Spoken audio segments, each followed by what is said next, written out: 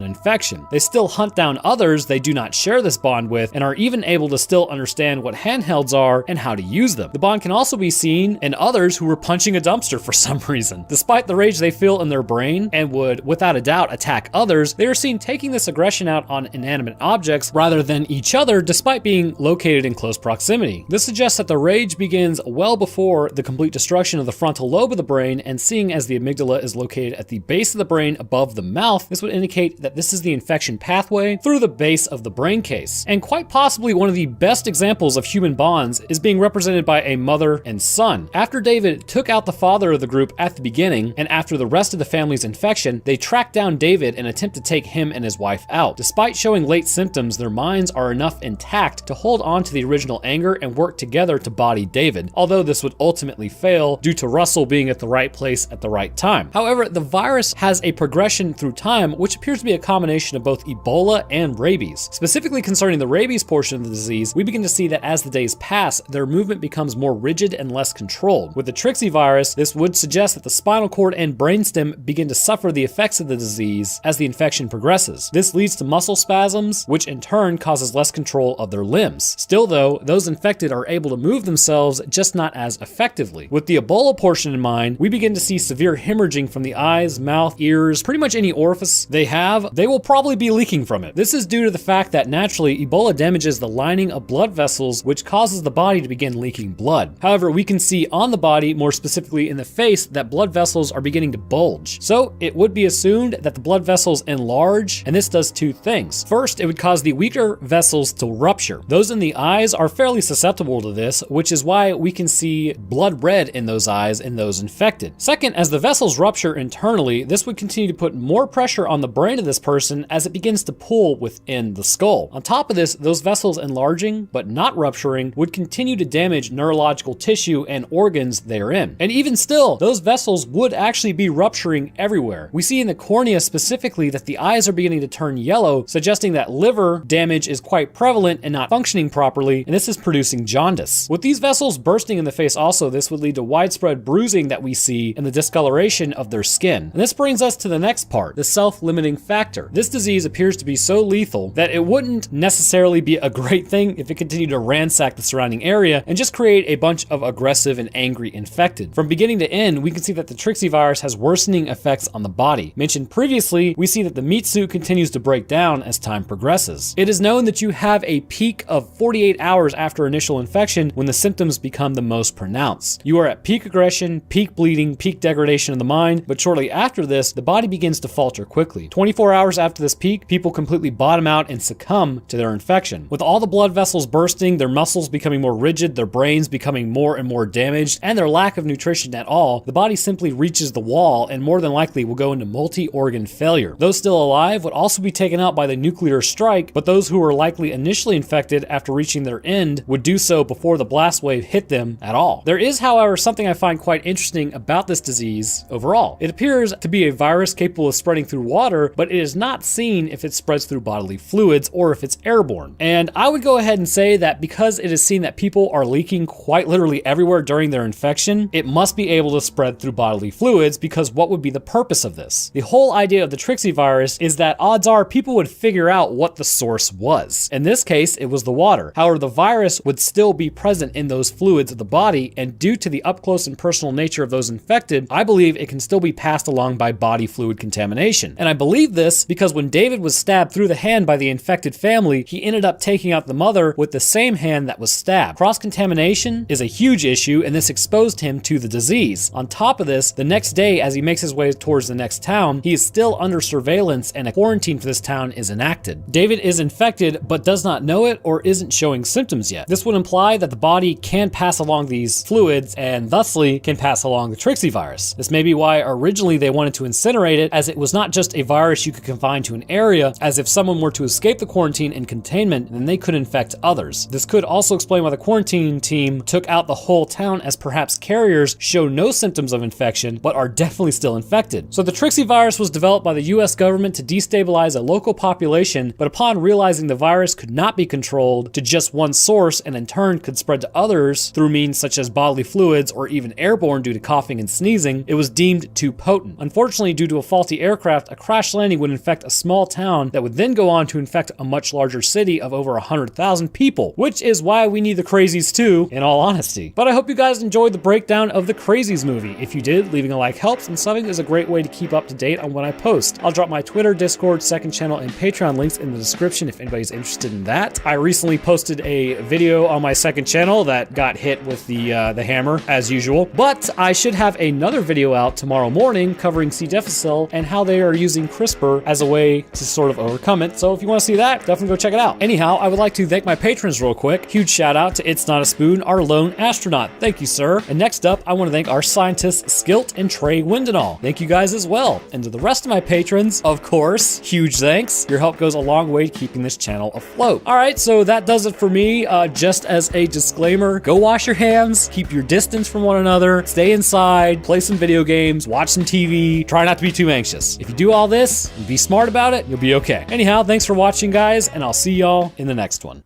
Who doesn't like a good old-fashioned zombie movie rooted in reality rather than supernatural parameters? Dawn of the Dead is one where if you take the 1970s version, these were supernatural beings that post-mortem arose with the affliction and began hunting down their previous companions or anyone in close proximity. In the 2004 version, this is more of an outbreak of a disease that attacks the brainstem as well as cerebrum of a person and activates various pathways to make them hungry and violent. So hungry, in fact, that they would attack family members and eat them. In today's episode, we will discuss what exactly happens in this version of the movie and what sort of virus are we dealing with. And I promise you, it's actually not rabies this time, so we can all breathe a collective sigh of relief on that front. But before breaking down this virus, we must first examine the timeline of events and ultimately how this would lead to an apocalyptic scenario which proved to almost be humanity's undoing. But first, I just want to give y'all a quick heads up. I am streaming more now that I have time to do so you can find all my old streams on Roanoke Games, which is my third channel because I'm super original, or you could watch me over on Twitch at Roanoke Gaming YT, just so you guys know. All right, so back to it. So it starts in a hospital, naturally. As Anna finishes up her shift as a nurse, she heads home and ominous warnings begin appearing on the radio. But I don't really know about you guys, but after working shifts where you actually have to use your brain a lot, you typically run on complete autopilot on the way home. She heads home and gets caught up on date night and misses the emergency news bulletin as a result. Early the next morning and presumably through the night, a very quiet apocalypse had begun taking place. The neighborhood girl apparently had been changed and entered the room. Upon looking quite mutilated, Lewis freaks out and approaches her, requesting that Anna calls 911. However, this would prove to be his undoing as she bites him in the neck, severing his jugular vein, judging by the low flow pressure of blood. Anna attempts to call 911 while covering up the wound, but to no avail as the lines are completely tied up. In her attempt to get help, she disregards Lewis for a moment, where he eventually loses consciousness and then rises back up, completely taken over by the disease and immediately begins to attack her. She bolts to the bathroom and shuts the door, where something interesting happens. Lewis stops attacking. This will be important for later on, as it shows that perhaps object permanence has been lost, and lost quickly. And this may indicate what is happening in the human brain throughout the infection process. Anna decides to run and flees to her car with Lewis on the chase until someone else who is wandering around is attacked by him. And as she is escaping, looking at the absolute wreck her neighborhood has become, someone attempts to carjack her. She ends up stepping on the gas and fleeing him as well. However, in this process, she runs off the road and crashes into a tree, knocking herself unconscious. And here we get a pretty clear view of what is happening across the world. Riots and violence have overtaken order. As people run and try to escape the infested hordes, many drop in the process, adding to that number. Governments become overwhelmed and start having to take brutal measures to anyone who may attack. Essentially, the whole world begins to crumble as the infected begin to outweigh the non-infected. With Anna waking up, she is confronted by the group she will be with for the remainder of her time on the mainland. Police Sergeant Kenneth Hall, electronic salesman Michael, petty criminal Andre, and his wife Luda. After proving she is not infected, they break into a nearby mall and they find it has already had its fair share of infections. An infected mall cop attacks them. Luda is scratched and Kenneth is badly injured while wrestling with the infected until he is subdued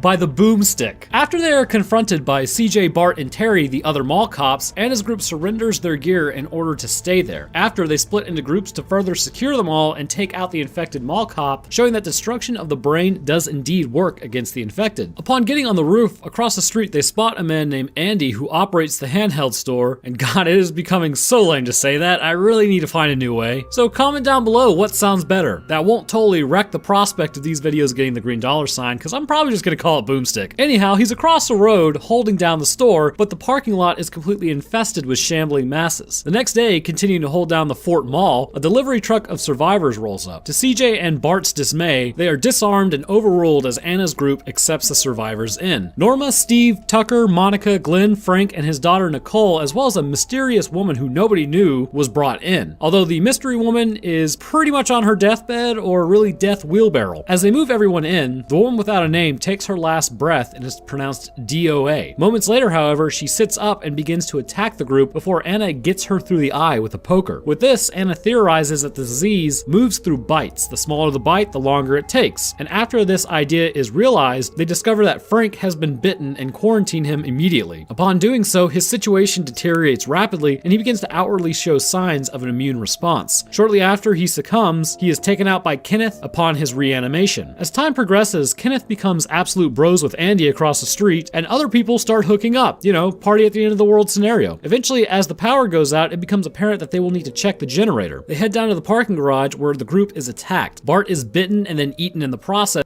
Por 3 generaciones, la familia Rodríguez orgullosamente aquí. Tu victoria está aquí.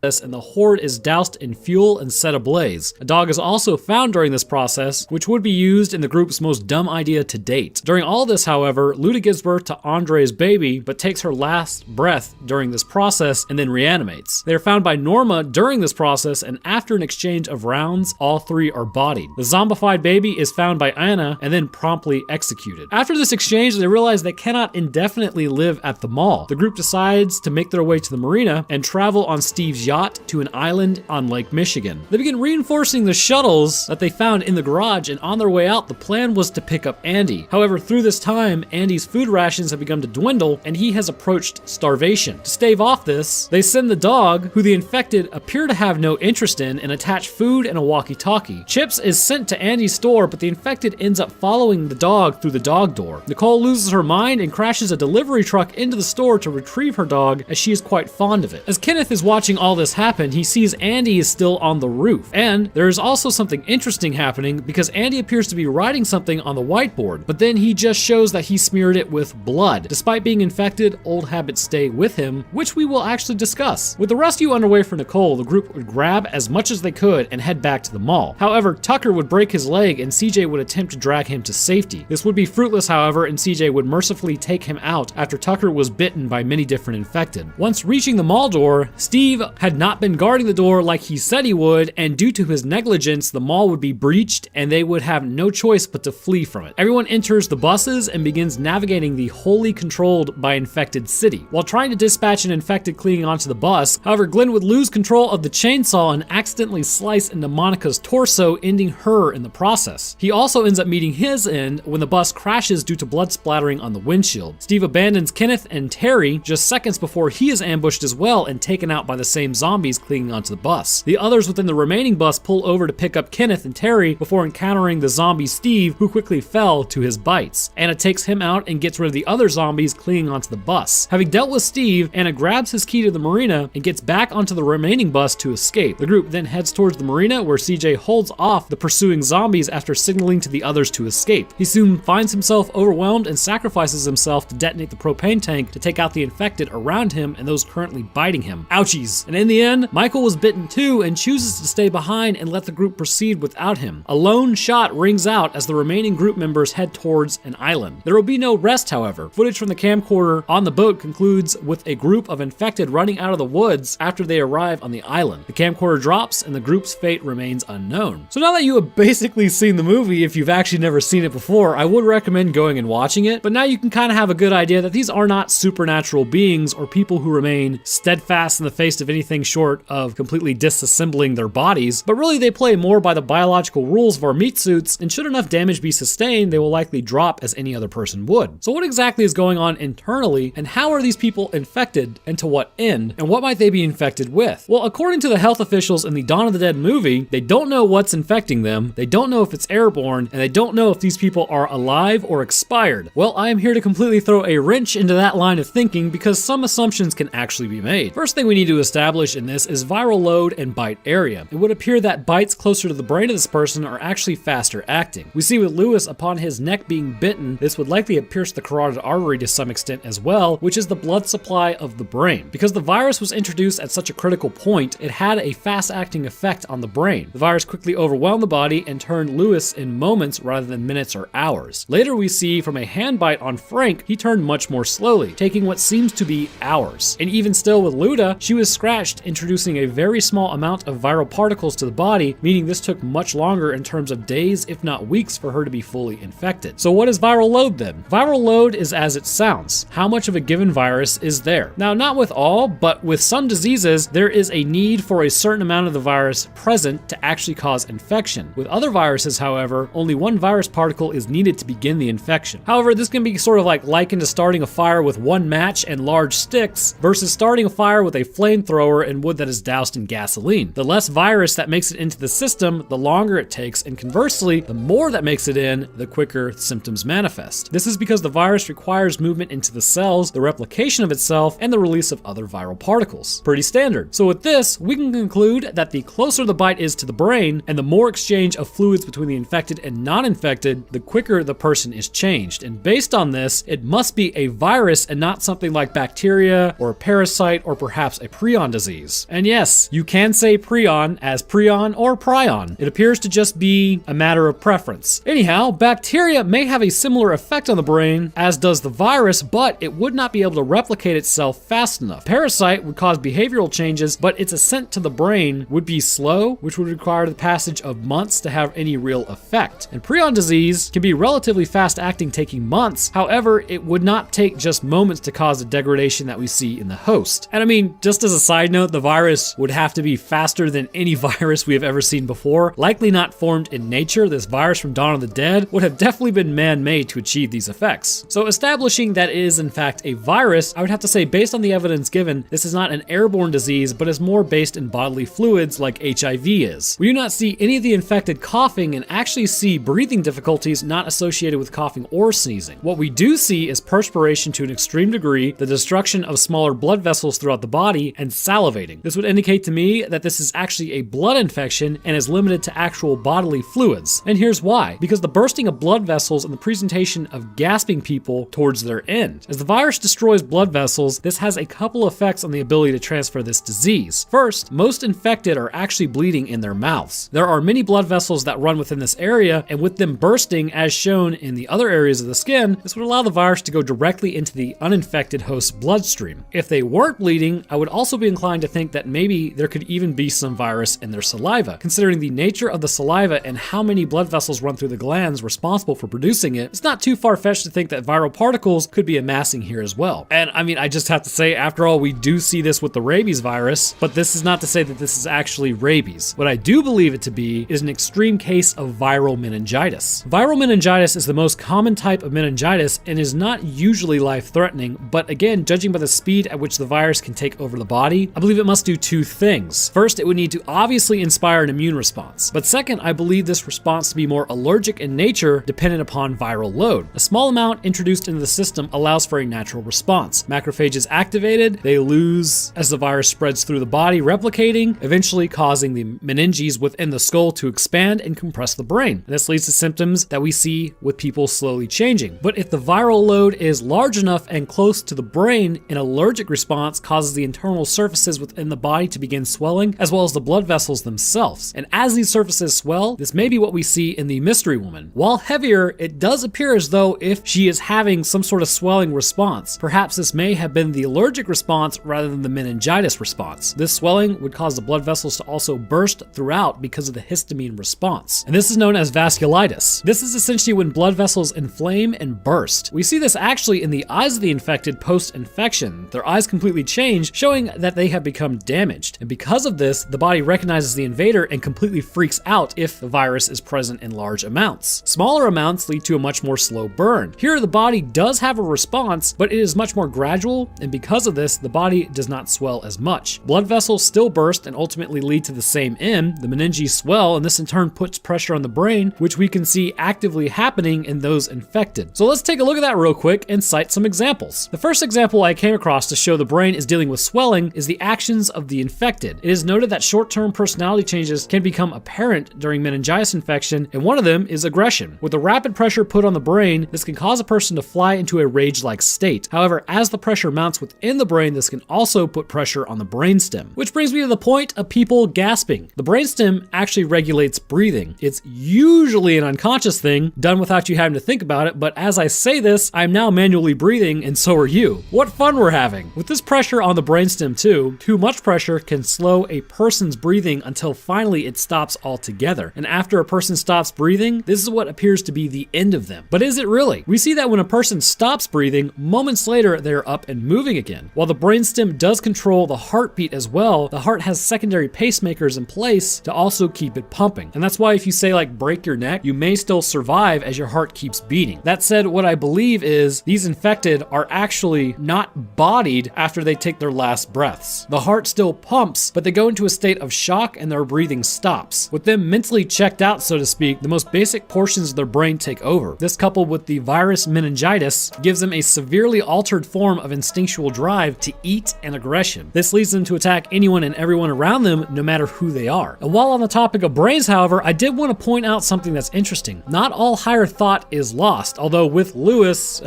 he did lose his ability to understand object permanence, which does indicate some damage. So the cerebrum is undoubtedly damaged by the disease and the pressure it endures. But when Andy was infected, he'd gotten so used to writing on the whiteboard, and even post-infection, he still wrote on the board. The new $7 Lux Cravings Box. It's Lux for less, only at Taco Bell.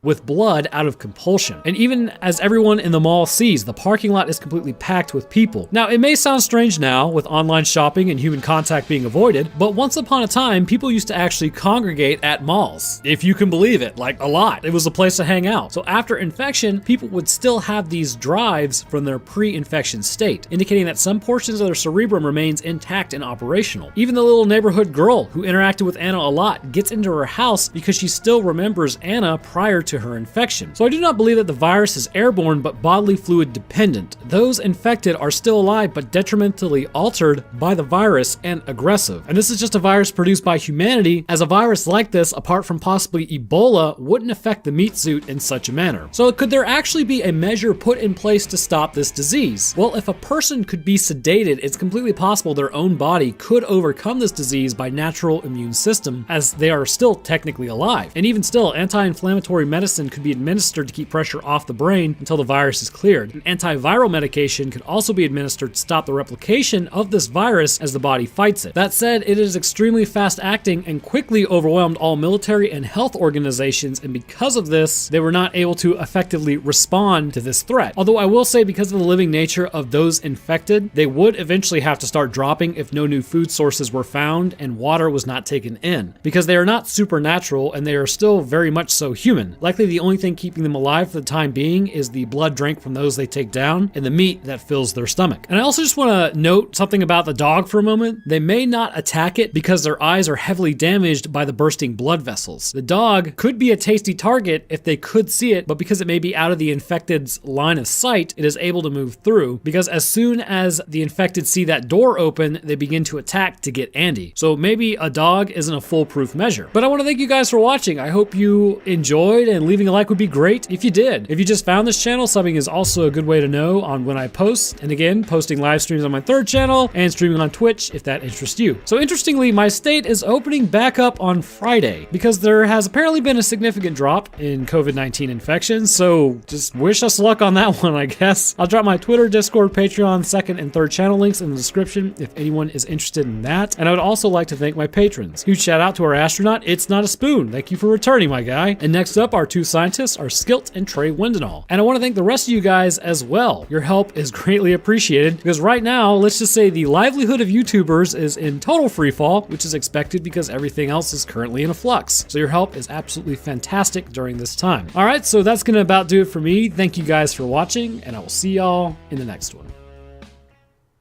I wanted to say before starting this that I do have a purple channel, and it's called Roanoke Games, so you should go check that out. All right, anyhow, as people continue to press the boundaries and increase the general knowledge of humanity, it's becoming quite apparent that some areas of science should be more than likely just straight up avoided. Even with these untapped areas holding new technologies and abilities, at what point would it be considered unethical to essentially conduct the experiments where the fruit just isn't worth the squeeze? Well, a general outline to this answer has to do with introduction and hybridization of human genetic material with animal DNA. And if this is the case, then you probably have a clear-cut no. Although even with that thinking, there is room for experiments to wiggle through. More specifically, however, in the events taking place during the movie Splice, two scientists would cross the line and create a being through nefarious means, each with their own interests and reasoning for its creation. However, as the creature grew, it would begin to go beyond their grasp and control. This creature is the result of what happens when human ego and science meet, which honestly yields something that's fairly interesting, and I can't really fault them too terribly because I definitely don't have one of these things in my basement currently. Definitely not, so don't worry about it. But apart from that, today we will be discussing the genetic experiment from the movie Splice and get into its physiology as well as origins apart from human. We will also talk about the genetic combination that it stems from, so oh yeah, it's gonna be a science heavy one, which we haven't really had in a hot minute, so it's about that time. So let's discuss this monstrosity from Splice, shall we? So first things first, I have noticed as of late, I keep getting comments, XD video starts at blank blank, go there, which is actually kind of true. The part of the video that is discussing, let's say, the monster does begin at that point, but not everyone has seen the movie, which I discuss and do like a quick synopsis. So this is usually required to get somebody up to the same page. But for those that have already seen it, there will be a timestamp up on screen, so go to that to bypass the summarization of the movie if you want to bypass. But for everyone else who may not have seen this yet, let's jump into what happens when you get frisky with a lab experiment. So it all starts with a breakthrough. Genetic engineers Clive Nicolai and Elsa Cast are doing what scientists have always sought after: fame. In fact, being a scientist myself, I am in a published paper for what I discovered, but my name isn't, so hashtag cog in the machine. But these particular scientists are more interested in gaining notoriety in their field for creating hybrids for medical use. Working at a company named Nucleic Exchange Research and Development, or NERD for short, the two scientists' claim to fame was their Veriform variform known by the name of Fred. So a variform is like a worm-like creature. Fred was a small dog size and was intended to be the mate for their female specimen known as Ginger. After introduction, they imprinted on one another as seen by their internal membranes touching and being accepted. Don't ask what those membranes are. After mating, Clive and Elsa came up with the idea that they could take this even further than just the creation of variforms. Their plan was to combine human and animal DNA to revolutionize the science of genetic research, having them squarely at the forefront. Discussing amongst themselves, they figured the best way was to go to their bosses who were backing their entire project. So at this point, you know you are treading outside the realm of ethics when a backroom meeting with CEOs ends up with them basically telling you flat out no. Their idea to combine human and animal DNA was deemed too extreme and shot down immediately. They were, however, put in charge with locating and extracting the protein needed from the variforms for use in a commercial drug, which was the initial intent. Saying screw that, the two scientists decide to go ahead with their own project. As you do when your boss who's funding your entire career in research tells you not to. This would ultimately spell their end, but prior to that, after disobeying their superiors and pursuing their own agenda, they would ultimately go on to develop a viable prepubescent female creature. Originally, they had decided that they would terminate the creature before it even got to the point of what was considered birth, so they would stop it before it got full term. And even this was only due to Elsa persuading Clive to let it live past full term. Seems a little strange, doesn't it? Her attachment to a science experiment. And this attachment would ultimately end up not really going her way. Anyhow, after letting it live, and then Elsa trying to figure out if it was violent or not, she would be stung by the creature's tail and go into anaphylactic shock, which is, if you ever wanted to really know what that is, it's when your blood vessels all dilate kind of at once and your blood pressure drops so low, as well as the narrowing of your breathing passages causes you to quickly go into shock. The chemical compound that the creature injected causes almost immediate shock, meaning that whatever is growing within this animal is highly toxic to humans. After injecting her with an EpiPen and getting Elsa back, they discovered that the creature is not only viable on its own, there is no need to do an autopsy right now as it's aging faster than normal. Minutes are proportioned to be days, so they decide to let it live the rest of its life cycle to study and observe it over the course of its entire life. During this point, it is equated to a child concerning mental capacity, but its brain is developing faster and roughly at the same rate as its body. During a test to determine its cognitive abilities, the creature spells out nerd relating to the shirt Elsa is wearing, so they decide to call the creature Drin as a result. As the creature continues to grow over the next few days, it eventually reaches young child status. The issue begins to crop up that they fear they will be discovered soon, and not to mention, prior to this, the creature attacked Clive's brother after he entered the lab unannounced. The display of aggressive nature would become a massive problem later on. Due to their research wing being small and the creature growing as fast as it was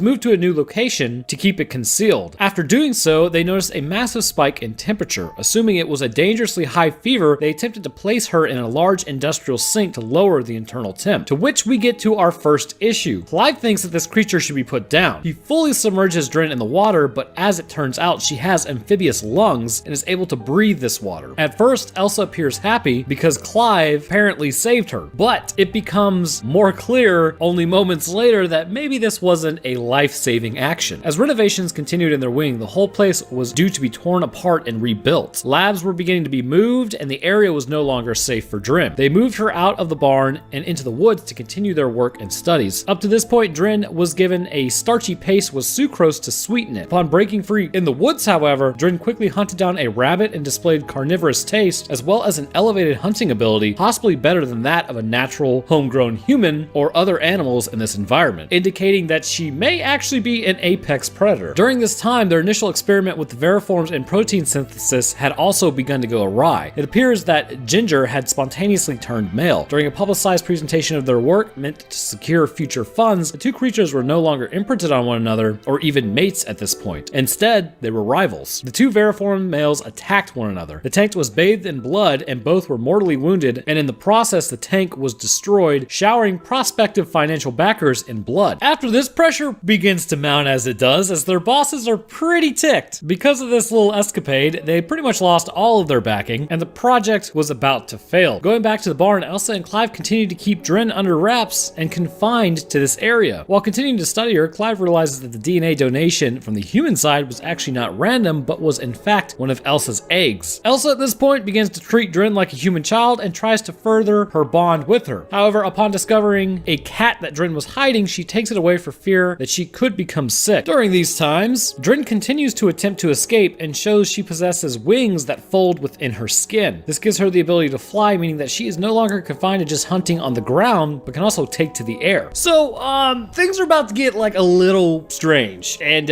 you've been warned on this. Eventually, Elsa comes back to her senses and realizes maybe it was cruel to take the cat away. She returns the cat, but by now, alarmingly, Clive and Drin had already begun to form a bond that may not have been exactly platonic. Upon returning the cat, Drin attacks the cat, to which Elsa smacks Drin in anger. Drin retaliates and attacks Elsa, threatening her with her tail dagger before stealing the keys to escape. I mean, Drin almost had it, but then she stops to smell the air and Elsa smacks her in the head with a shovel and knocks her unconscious. After Elsa removes the dagger under the point of classifying it as dangerous misbehavior, Elsa returns to work and then synthesizes the protein using the dagger she pulled from Drin. And holy god, here we go. Clive had returned back to the barn after finding Drin post-surgery. After their almost kiss while dancing earlier, things are getting a little too hot and heavy, and Clive made the ultimate weirdest move I have ever seen and ends up getting kind of frisky with the science experiment. Bro, just why? And then to make matters worse, I mean, getting caught with a human female and having your human girlfriend walk in is pretty bad. But getting caught with your human hybrid by your human girlfriend, I'm not even really sure there's a way to react to that. So then this sparks a coming to Jesus meeting. Clive accuses Elsa of creating this creature because she wanted control over it. She didn't want a child because there were too many variables, so this was a close second for some reason. And then somehow this works, and she concedes that they were both wrong. My guy, what? Running a DNA analysis on the protein Elsa had given William, they find human DNA. Considering William had expressly forbidden it, this causes him to investigate further. Clive's brother tells him where to find them, and then they both proceed to the barn. During this time, however, Drin had another fever spike, and they assumed that she had become bodied by it in the process. They buried her out back of the barn, but after William arrives, Drin was already clawing his way out of the grave. Oh yes, it's a him now. Much like the Veriforms, Drin had now turned into a male and began attacking the group. William and Gavin were almost bodied immediately by the superior hunter. After Elsa takes off, she's then cornered by Drin. And to quote Talladega Nights, she had the old bull, now he wants the young calf. Well, we will just kind of skip this part because we know what happens. Clive attacks Drin to save Elsa, but Drin overpowers him. Elsa intervenes in this, and just before she's about to take out Drin, she momentarily hesitates due to her bond. This allows Drin to take out Clive with a tail stab to the heart. Clive immediately falls, and then Elsa smacks Drin in the head with a rock, taking him out before leaving her completely alone, but also not alone. Fast forward, and later Elsa is informed that Drin's body contained numerous biochemical compounds for which the company will be filing patents on. Joanne offers Elsa, who is fairly traumatized by the events that just unfolded and who is also now visibly pregnant with Drin's baby, a large sum of money to bring the baby to term and continue with the pregnancy, which Elsa accepts. So yeah, that thing is totally gonna claw its way out like it did out of the artificial womb it was originally in. So there's a couple of interesting things concerning Drin, but let's take a look at her physiology first and foremost. Drin grows at a very rapid rate and is quite an agile creature, sporting a tail which is revealed to contain a regenerating stinger, 2 hind legs as well as missing digit on each hand, and finally revealing wings that she hid within her own skin. She also possesses a barbed hood on the back of her neck, but apart from these, she does not appear that much different from a human, which interestingly and biologically should creep you out. Humans are interesting creatures. You and I possess many quirks being the species we are, but one that is fairly strange, which goes way back into our folklore of old, is our flat-out hatred of anything that mimics us. Ingrained in humans is the ability to seek out patterns and things that designate the objects around us as either human or non-human. When something falls in the middle of that, our brain is entirely creeped out by this. Something that has always fascinated me is our reaction to these things that fall in this category, and this is why Drin is unsettling. Her almost human appearance almost passes the test of your brain, but not quite, meaning that it is a complete unknown. So this is why things like skinwalkers or wendigos or things like that always creep us out, because they can mimic speech of humans, or they can kind of look human from far away, but they don't move like us, so your brain kind of hits panic mode. But getting back to Drin's physiology, starting with the feet, they are actually hands. Actually, they kind of look somewhat like necromorph feet. Possessing more finger-like extensions than toes, the structuring of the feet and legs are digitigrade as opposed to plantigrade structuring with humans. It appears to be a 70-30 split concerning genetic influence in this area. The structuring itself stemming from more animalistic origins, and the feet and skin stemming from human genetic influence. As the creature ages, the legs stay the same, but proportions change. The legs above the knee become more human and female. Based on what we see surgery-wise, the abdomen, chest, and arms are fairly similar to that of human females. Internally, however, while she does possess lungs like you or I and is able to breathe in air, she also holds a second set of amphibious lungs that are activated as she ages, allowing her to breathe. Obviously, a huge difference is the tail, but it's not so strange concerning humans. Initially, we had tails. And I know you start treading into things like people don't want to hear, but even today, children can still be born with vestigial tails, a leftover trait from long ago. This particular tail houses a stinger capable of injecting toxin that causes immediate anaphylactic shock. Moving down the arms, we find that she is actually missing a finger. This may at some point happen to humans should our pinkies disappear, which it's also time for a side tangent real quick. In my Dark Ones video, I mentioned that we are losing our pinkies, but I don't really fully discuss why. Now, it is possible that once something becomes vestigial enough, it may disappear. It's not guaranteed, but it can happen as it's happened before, like with our tails. It doesn't have a purpose so much, and as a result, we lost it. Now, this is not to say this is always the case, and even now, as I wrote this whole script, I did use my pinky finger to type this, so it does serve a purpose more so now than it might have in the past. So the Dark One video, it is possible and disuse can cause that, but it's always not guaranteed. But alright, anyhow, this would indicate that in Drin, this DNA is not there, meaning that the DNA she does have codes for 4 fingers as opposed to 5. Moving up to the head, we see quite a few physiological changes that are rather interesting. Initially, shortly after birth, the creature appears to have a rodent-like face, surely stemming from mammalian traits. As she grows, a large line continues to show across the middle of the head, which, if you didn't know, when you are forming, you actually have your face come together and meet in the middle. This is why sometimes people get cleft palates, because right around the mouth, it doesn't meet correctly. And that's why also with a cleft palate, you can have the roof of your mouth form unnaturally because it also didn't meet properly there as well. But anyhow, the eyes face more outwards than they do face forwards. Again, from what I can assume, this comes from amphibious, and then as it ages, it becomes more of a mammalian predator. Through her aging, the eyes will begin to sit more forward, and eventually her face becomes largely human. Hair never forms on top of her head, but apart from that, everything appears to be in place, and she does actually have hair on her skin. So the first thing I wanted to talk about is a life cycle and internal physiology, which brings us to origins. What is Drin actually combined with? Well, clearly, half of the equation is the human egg, and the other half is a little more complicated. This hybridization does not appear to be with human and then a single animal. Instead, I would have to say it's a few animals combined with human DNA. The first one being amphibious, something like frogs. The second animal being a clownfish, and the third animal being something like a scorpion. I know it's kind of convoluted, but based on the presenting traits that are not human, I would narrow it down to these 3. We can see the amphibious traits in a few areas. The legs, for instance, do appear to be frog-like, albeit not the same structure. In frog legs, they are more to the outside, but in Drin, they are more underneath due to human influence and connection of the femur to the pelvis. The toes of frogs are also longer and working off human DNA to create longer toes. This is presented on her feet. The scorpion is fairly obvious. The tail stemming from the back end of Drin and the ability to produce poison. This insect lineage may also give Drin the wings that we see. They are not feathered, then they do not appear to be like bat wings either. Due to this, while scorpions do not have wings, insects' DNA may possess initial DNA for this. And it's also entirely possible that she is mixed with another set of DNA past a scorpion to produce these wings. And the third animal is a clownfish. And I can hear you. Roanoke, why a clownfish? Because I'm about to ruin Finding Nemo for you. When Drin changes her sex from female to male, this is not actually all that uncommon. In fact, it happens all the time in the animal kingdom. Known as sequential hermaphroditism, these species such as coral reef fishes change their sex as a normal anatomical process. Clownfish, wrasses, moray eels, and other fish due to reproductive functions. In clownfish, if the female at the top of the hierarchy kicks the bucket or disappears, the most dominant male now becomes the female. When this happens, another male becomes the dominant male and mates with the new female, which also explains why Marlin wanted to find Nemo so badly. Judging by the animals Drin is mixed with and the ability to change as such, we actually see key points in the movie where changes happen. Every time Drin got a fever, it's quite alarming to Elsa and Clive. They assume her to become dying to some degree and even assume her body to at one point. However, I disagree with their assumption. There is this little thing called metabolism. What I believe is happening within Dren during these points of extreme fever is a massive growth of cells and new phenotypic traits. Take the clownfish, for instance. When it is going from male to female, what actually happens is the testicular tissue is completely broken down and recycled, and then there is a massive growth of uterine tissue during this time. So within the artificial womb, Dren flatlines before starting up again and continuing her growth. I believe that this was due to a combination of genes forming within the body. Later during her child phase, before her amphibious lungs come in, she has a massive spike in temperature. As the body changes and cells grow, this produces heat, and because of this, they submerge her and then discover that she has this trait, though they had no idea she had it. And I base this whole argument off of the context clues, but also her final fever. It appears as though she's about to kick the bucket, but much like her first flatline in the artificial womb, this is no different. After a massive spike in temperature and an apparent flatline, she is buried and then becomes male. With a new gene switching on, this would produce a massive influx in different hormones such as testosterone and phenotypic changes within Dren's face and body, as well as such growth of new gear in the lower half of her body and an increase in muscle with perhaps the addition of new organs within her body, and more specifically, the formation of gonads. Fact is, Dren was never really sick, her body was just undergoing changes, and this would indicate that her life cycle is as such. Much like humans in the womb, organs begin to form to what our sex is. When a sperm and egg combine, you are either male or female, and nowadays that's a pretty controversial statement, as there are some outliers to that. There can be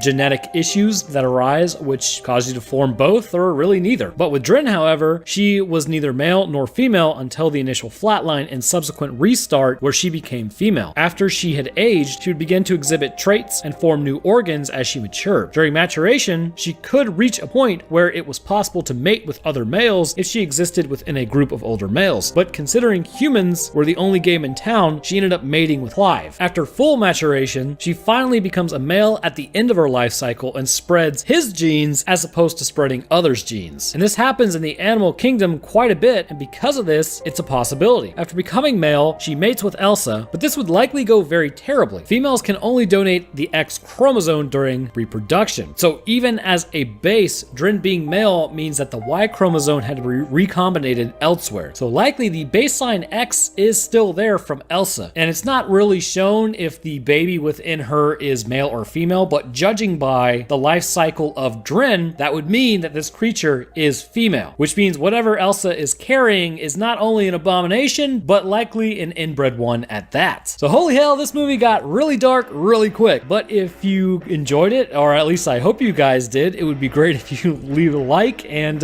maybe sub if you're new, because it's a great way to stay up to date on when I post. I'll drop my Twitter, Twitch, Discord, Patreon, second and third channel links in the description if you guys are interested in that. And I'd also like to thank a few of my patrons. Huge shout out to Trey Windenall, our astronaut. Also want to thank our residents, James Wiley, Nahili, because I got it right that time, Robert Plattner, Some Red Dude, and Vincent Garcia. And to the rest of my patrons, you are greatly appreciated. To be real, things on the old YouTube are super unstable right now, and your help goes a long way towards keeping things in balance, so I really do appreciate that. Alright, so that's gonna do it for me. I appreciate you guys watching, and I will see y'all in the next one.